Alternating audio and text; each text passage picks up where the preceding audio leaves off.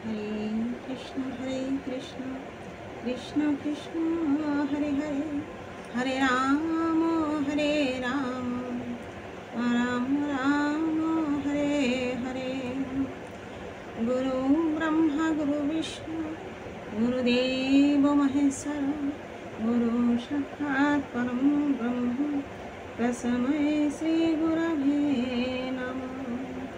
नमो ब्रह्मण्य देवाय गो ब्रह्मण हिताय च जगद्धिताय श्रीकृष्णाय नमो जय गुरुदेव जय राम जय राम जय राम। पाठ करছি শ্রীমদ্ ভাগবত গীতা নবম অধ্যায় রাজগুজ্জ যোগ শ্লোক নাম্বার 4।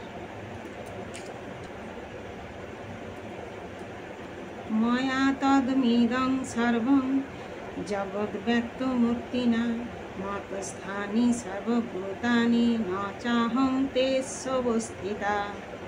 ময়া মানে আমার দ্বারা, তত মানে ব্যক্ত, ইদম মানে এই, সর্ব মানে সমস্ত, জগৎ মানে বিশ্ব, অব্যক্ত মূর্তি না অব্যক্ত রূপে, মতস্থানী আমাতে অবস্থিত, সর্বভূতানি মানে সমস্ত জীব, ন মানে না, চ মানে ও, অহম মানে আমি, তেসু মানে তাতে অবস্থিত মানে অবস্থিত। অনুবাদ: অব্যক্ত রূপে আমি সমস্ত জগতে ব্যক্ত আছি, সমস্ত জীব আমাতেই অবস্থিত, কিন্তু আমি তাদের মধ্যে অবস্থিত নই। তাৎপর্য: স্থূল ও জড় ইন্দ্রিয়ের দ্বারা পরমেশ্বর ভগবানকে উপলব্ধি করা যায় না। এই বিষয়ে বলা হয়েছে যে অত শ্রীকৃষ্ণ নামাদি ন ভবেদ গ্রাহ্যমিন্দ্রিয়ৈ সেবন্মুখে হি জিহ্বাদ স্বয়মেব স্ফুরত্তদ। জড় ইন্দ্রিয়ের দ্বারা ভগবান শ্রীকৃষ্ণের নাম, রূপ, যশ, লীলা আদি উপলব্ধি করা যায় না। সদ্গুরুর তত্ত্বাবধানে যিনি শুদ্ধ ভগবত ভক্তি সাধন করেন, তিনি কেবল তাঁর কাছেই প্রকাশিত হন। ব্রহ্মসংহিতায় বলা হয়েছে, প্রেমাঞ্জনচ্ছুরিত ভক্তি বিলোচনেন সন্ত সদৈব হৃদয়েষু বিলোকয়ন্তি।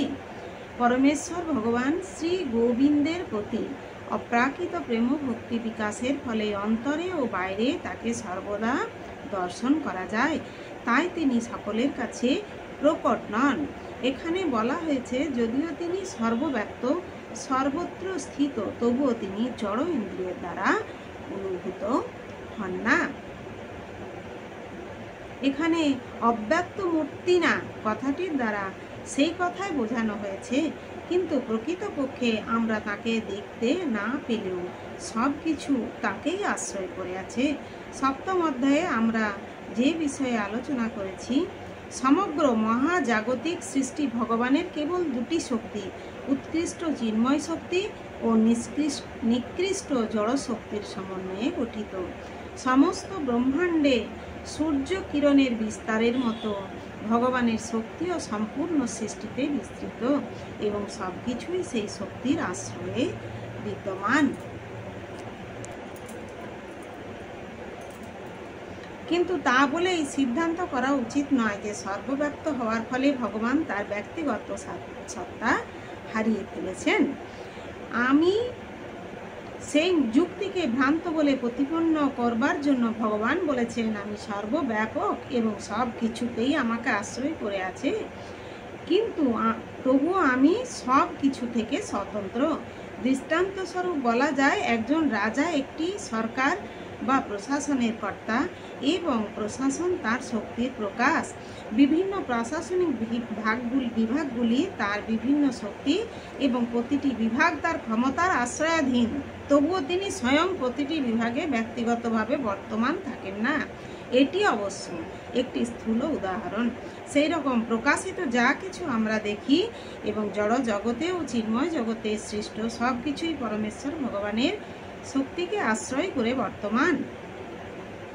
ভগবানের বিভিন্ন শক্তির প্রসারণের ফলে সৃষ্টির উদ্ভব হয় এবং ভগবদ্গীতাতে সেই সম্বন্ধে বলা হয়েছে, বিষ্টব্যাহমিদং কৃষ্ণম। তার বিভিন্ন শক্তির প্রসারণের মাধ্যমে তিনি ব্যক্তিগত গতিরূপে সর্বত্রই বিদ্যমান। হরে কৃষ্ণ কৃষ্ণ কৃষ্ণ হরে হরে, হরে রাম রাম রাম হরে হরে। জয় রাধে, জয় গুরুদেव, जय राधे, जय राधे।